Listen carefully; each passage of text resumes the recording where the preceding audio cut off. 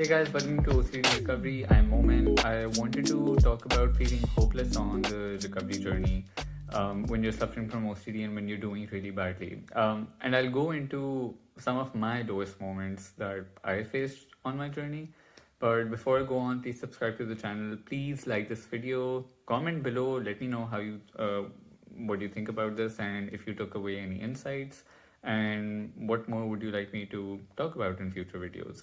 So at my lowest point, I actually did feel quite hopeless myself. I didn't have this bright-eyed view about, not bright-eyed, but like a more like optimistic view about, okay, that recovery is possible for everyone suffering. Because I had come to a point where I thought that recovery was not possible for me specifically. I thought that other people had it in them to recover. I thought that other people had the capacity, the better tools, the more motivation, more drive, more passion than I did.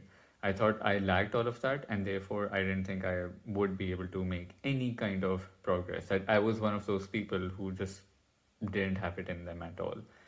And that obviously that didn't feel that great because it makes you feel like you are perhaps somewhat lesser than other people in some ways, in terms of your capabilities, in terms of your even at times intelligence, or you feel like that other people are perhaps doing this recovery thing better than you in a way.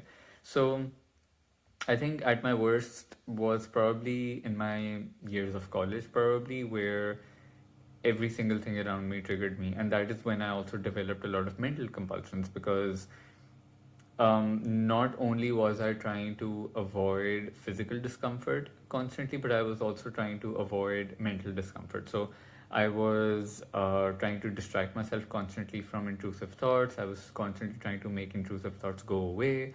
I was trying to compensate bad thoughts with good thoughts, bad images with good images, bad memories with good memories, bad people with good people. So it was constantly this balancing act of neutralizing any kind of bad influences mentally that way. And it was very constant because and before that I hadn't experienced mental compulsion, so they were a new thing. But now it felt like even if I was able to avoid physical discomfort, the mental discomfort was still there and the mental compulsions were still there. So I had no escape from it. I My college became my trigger. So in my college, it was it was mapped out in my head as yes zones and no zones because I had contamination OCD. So it was like these are places I can go to, these are places I cannot go to, these are people I can meet, these people I can't meet. This cafeteria or this cafe or this auditorium, this row I can sit in, these I cannot. It became extremely calculated and I couldn't touch anything. And but it wasn't just my college then, because with contamination OCD, it travels everywhere with you in that sense. It it doesn't stay in one place. It spreads and spreads and spreads and spreads, and you start to think that it's everywhere then. So then it traveled to my home, and eventually it came to a point where I felt like everything in my house was also contaminated. And I couldn't touch door handles. I mean, not just door handles, I couldn't touch literally anything at all. Like any object. And I don't say that as an exaggeration because with contamination then, like I said, because it spreads everywhere, the aim in that sense for OCD becomes to make your life as small as just this. um Everything just reduces to like very little. Your physical mobility also becomes very very little, to the point that when I used to wake up and I had to get off my bed and put my foot on the ground, the moment that my foot coincided with the floor had to coincide with a good thought in my mind. I couldn't touch the floor with a bad thought in my mind. So it had to be, and if I touched the floor with a bad thought in my mind, I had to redo it with a good thought. I had to redo those actions. And that just felt so exhausting because it was like from the minute you wake up, I'm doing that. Then even in body movements, like I can only move my hand with a good thought. I can, if I turn my head like this, it has to be with a good thought. And and it became like in myself, I felt so stuck all the time. I couldn't not think about it. It was also a time where I had little to no awareness about OCD itself. Like I knew I had OCD, but that's about it. I didn't know how to get better from it. I didn't know what treatments were out there, what ways to move forward from it. I had no idea about it. I was constantly trying to analyze my past, and I was only trying to analyze my experiences, my past experiences, to look for solutions in the present. I thought if I was able to resolve all my problems, all my issues, all my difficult experiences and unresolved issues and whatnot, if I'm able to resolve them and psychoanalyze them, I'll be fine, and my OCD will also go away. That's the approach I was trying to go with. So I didn't have much of that. I didn't have much direction with OCD. I didn't know even what exposures were. I barely understood things myself, let alone explain it to somebody else. And especially living in a place where mental health is just not that well understood. Even with a lot of my friends who have generally like a lot of great understanding about mental health, even they didn't fully quite understand what I was going through. Like they got like an overall gist of it, but not exactly. And I also fell in that compulsive trap of at times trying to explain very exactly to them and trying to make them understand what it precisely was. But I also understood that that's not possible because they don't go, I mean, me going through it, I don't understand it fully. So how can someone who doesn't understand it, who isn't going through it, how can they fully understand it? So it became like, and that was very isolating in that sense as well. So, and in general, like where I live, it's mental health is not very well understood, let alone OCD itself. Mental health is also not given a lot of importance. It's not given a lot of. I mean, things are changing quite a lot as well now, but like just a few years ago, even then, it just felt like there weren't a lot of places where you could, or a lot of people that you could reach out to and talk to and explain what you were going through. So it felt so constantly confusing. It felt constantly like I was lost. It felt like I didn't have a way out. I didn't know like what to do with my thoughts and with my compulsions and anxiety and everything. I felt extremely stuck. My socializing became so calculated because there were certain people I could be around and certain people I couldn't. My movement in my house was terribly calculated. Even with my relatives and like other family members and stuff, that became calculated. Everything was very calculated because it was all around what will prevent me from experiencing a trigger, what will prevent me from experiencing any form of contamination. And I think even when I was at home, because everything was contaminated, I would just be on my bed all day long. Not do, I mean, I would use my laptop in my bed, I would study in bed, I would eat in bed. And obviously, I was spending quite, and there was a brief period of time where I was also just constantly sleeping as well. And and there came a point where somebody told me that people who have OCD their entire life. The only thing that happens is they kind of learn to manage it. And just hearing that made me so terribly hopeless because, and I cried even when I heard that the first time because I thought, oh God, like that means then I have to suffer like this forever and I have to have this chronic anxiety forever. And it just, I think like I remember certain moments in my life where, when I also became very emotionally numb as well, where I felt like this is it, this is my life, and I don't have any way out of it. I have to, I mean, the only way forward from here is just really literally just making peace with this is what it is. Surrendering that constant fight to be like, no, no, no, I need to chase this away. This is it. I have to make do with what I have. I have to make do with the cards I've been dealt with from the universe or whatever, right? Um, and yeah, and I just went with that approach for like a few years because I stopped like looking. I stopped reaching out for help. I stopped trying to do something about it, and I just thought, okay, I'll just carry on with my life as best as I know, and that's about it. That's all I do because again, what else could I really do about it?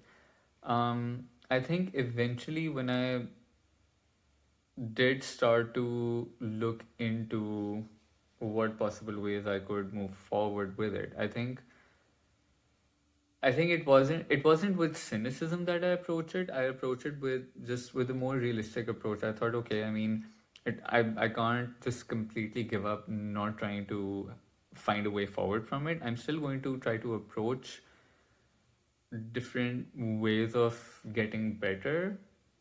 But even if it doesn't work out for me, I, I'll still try to carry on with my life as best as I can, but I can still give it a shot. So, and I think that's the best form of acceptance I practiced even before I knew what acceptance was.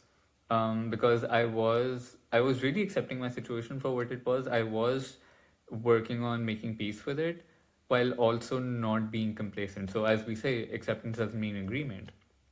Just because you accept you have OCD or that you may have OCD for the rest of your life doesn't mean that you like it or agree with it or that you become lazy and complacent. It means that you still try to better yourself and your life, but you also don't catastrophize each and every single second. Why am I not better today? Why don't I feel relief? Why is my fear not gone today? This means this is going to be forever. And a lot of times what we're doing with OCD suffering is we are equating the present moment with the future. If I feel like this right now, this means I'm going to feel like this forever. And that kind of exaggerated catastrophization is what gets us in trouble and makes the panic level go higher and higher and higher. And that's where we feel like we are, as we say, spiraling, right? I have my board with me over here, so I'm just like looking at some bullet points that I made so that I don't forget important things.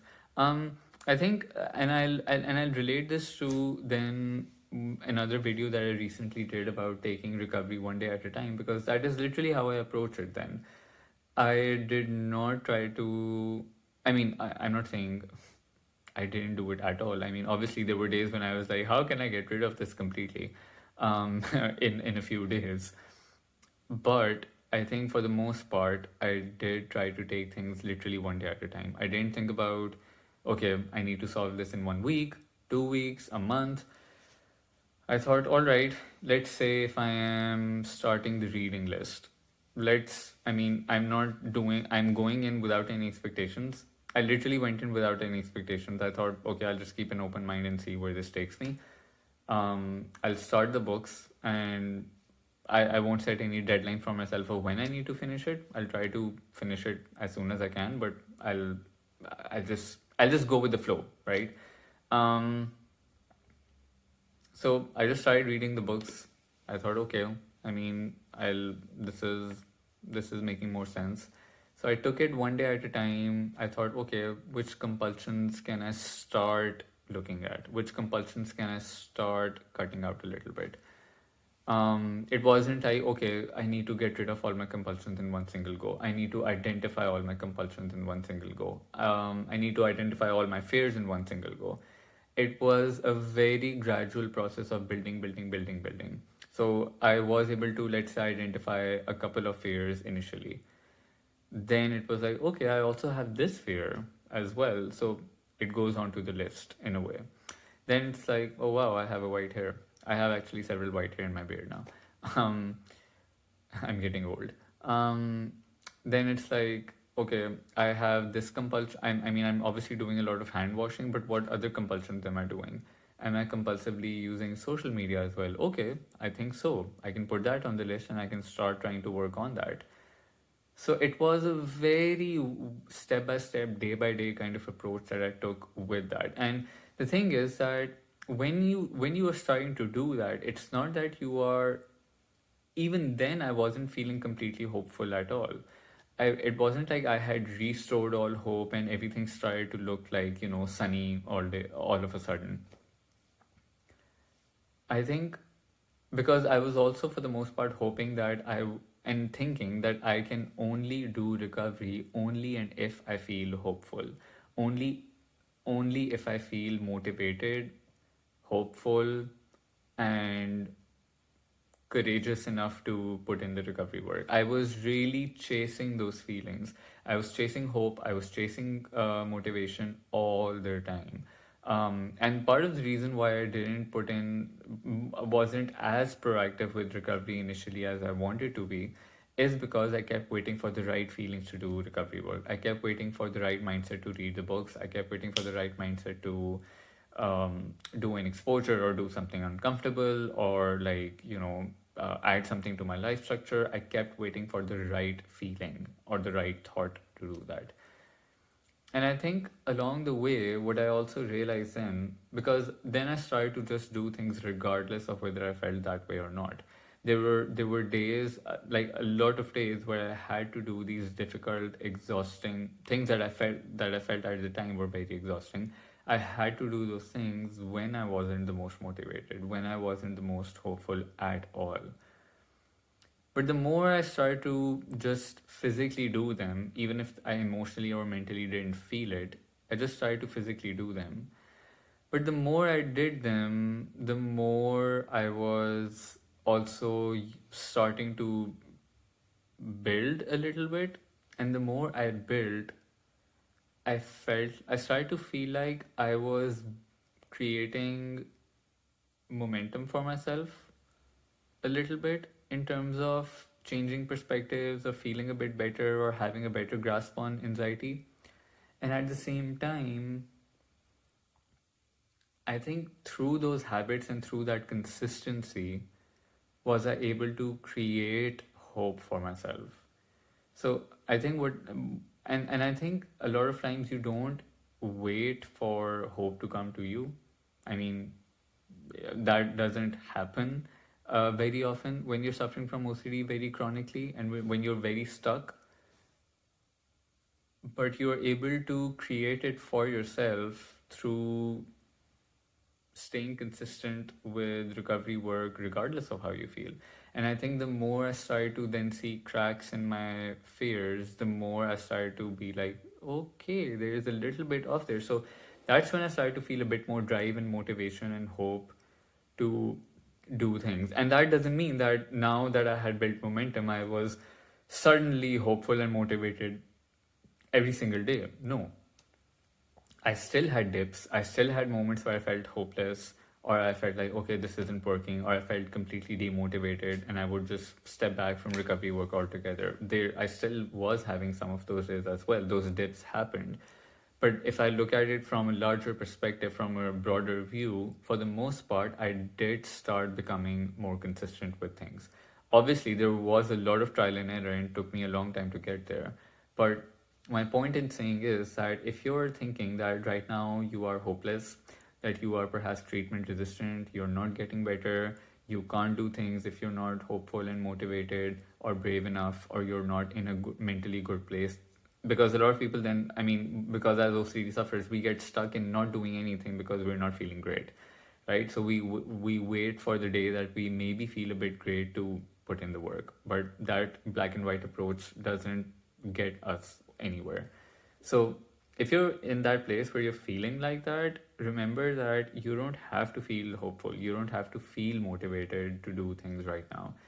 You can start just one day at a time. You can start to see, okay, today what can I do differently? What things can I incorporate in my routine? Where is the starting point? Even if I don't feel it, maybe I can physically start to do things like reading the book, for example. You might not be motivated to do it, and you might not be hopeful to do it, but if you just start it, just physically, that action of reading, if you start doing that, if you start building that habit, maybe you can create some hope for yourself along the way very gradually. And that's where you start to feel like, okay, you are one day at a time achieving something a little bit. Even if you read one chapter, even if you do one single exposure, that is an achievement. So you start to feel like, okay, I'm doing these little bits of there are these small wins that I'm accumulating every single day on my journey. There are these small wins that I'm aiming for on a daily basis. I am building more and more. I am learning a little bit more every single day. And it starts to empower you very gradually. It starts to empower you, it starts to simmer more and more. And that is where you start to feel like, okay, I have now a bit more energy, I have a bit more opportunity, I have more capability, and I have more drive to actually face this difficulty head on. And that is the exact approach that is going to get you through the difficult times in recovery. You don't have to feel a certain way, you don't have to feel motivated or hope at all times at all. You will go through dips, but the challenge for you then is that going through those dips, are you able to still get back on your feet? Are you still able to get on with your day? Are you still able to do things that you had planned out for yourself? Because that is where the brain starts to stop seeing lack of hope and motivation as a barrier, and it just starts to see it as an irrelevant thing, nothing that has a detrimental effect on you. It just notices and it starts to move on from it and stops catastrophizing it. So, but it takes a while to get there. Obviously, there's going to be a lot of trial and error. There's going to be a lot of like ups and downs with it, but practice, practice, practice, and eventually you get there. So yeah, I hope this helped you. I hope some of my story also put in there helped you. Let me know what you think about this. I felt like in this video I don't know, just listening to myself talk, I feel a bit way more calmer in this video. Usually I'm a bit more like this in my videos. So, but I hope you enjoyed this. I hope you learned something from this, and let me know if you have any questions, any comments. Pop them down below, and I'll see you around soon. Bye bye.